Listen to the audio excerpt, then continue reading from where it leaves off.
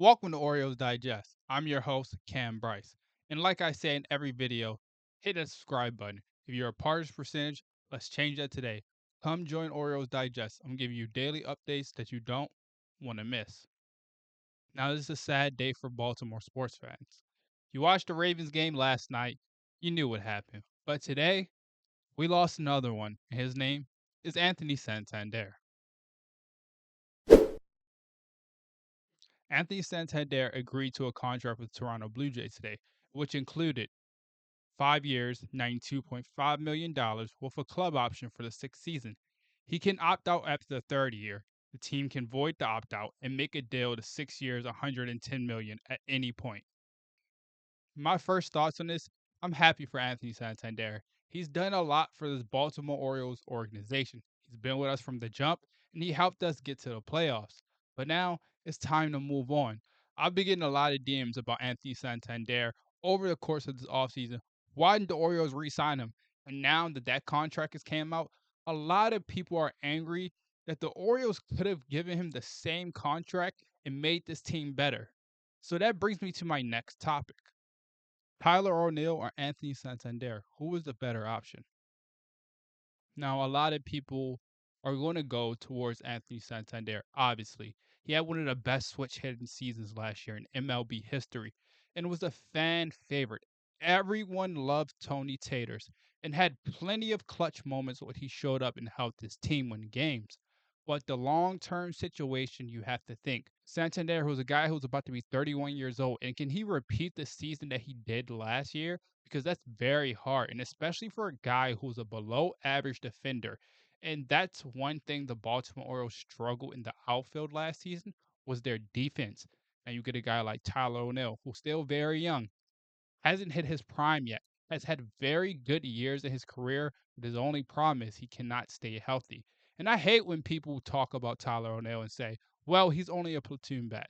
That's not true at all. Many different elements when you're a batter. You have to be consistently healthy. And if Tyler ONeil can be that, I really think he could have an all-star season just like Anthony Santander last season. Maybe not in the 40 home run range, but I could see him hitting over 30 home runs, driving 100 RBIs, and adding about 15 to 20 steals because he's a very athletic guy, and his WAR is going to be way higher than Santander's was last season. He won't be a liability on the base paths. I think the Baltimore's need to transition more to using their guys like Gunnar Henderson, Adley Rutschman, Colton Cowser. Now that you got ONeil, Adley Rutschman, all these guys have speed. Use them on the base path because that's what's going to make this team better. And when you're talking about the whole contract situation with Santander, and a lot of fans are upset that the Orioles could have got Santander and used Tyler ONeil.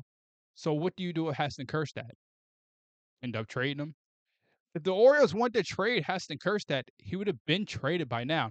I think they believe he could be an MLB ready level player every single day. Signing Tyler ONeil was the right move. It's the best situation for Heston Kjerstad to give him opportunities. You can sit Tyler ONeil down some days, bring him back.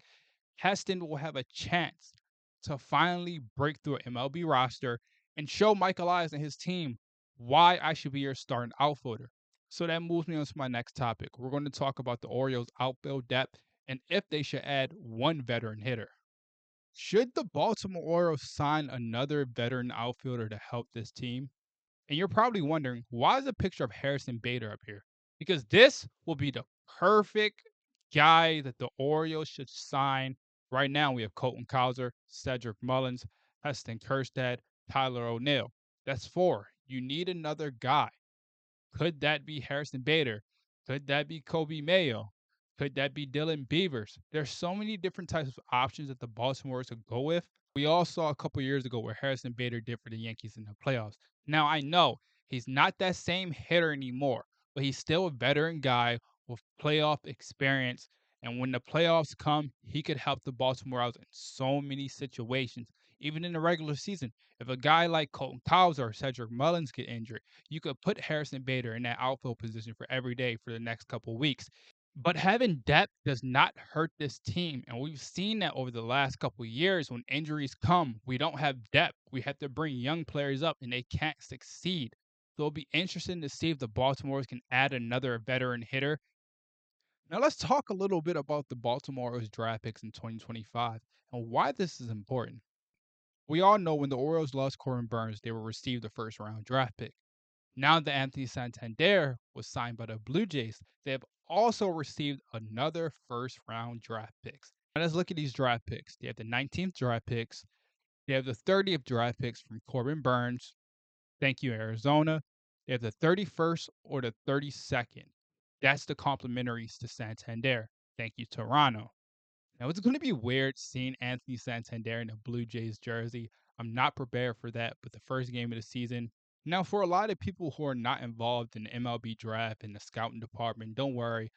I'm very involved. So, over the course of this offseason and the next season, we'll talk more about these draft picks and why they mean so much to this team. But like I said before, Mike Elias loves draft picks. These draft picks are very important for the long term future. You want to keep building your farm system up. You don't want to just be top heavy. I know you want to compete for a World Series, but farm systems are very important because they help the Orioles get to the point where they're at right now.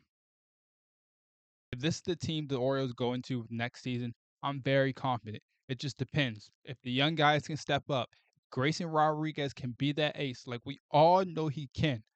They drafted Grayson Rodriguez for a reason, to be that ace. So now it's time for G Rod to pump the gas up. Thank you for joining me today. Hit that subscribe button. Come join Orioles Digest and give you daily updates that you don't want to miss.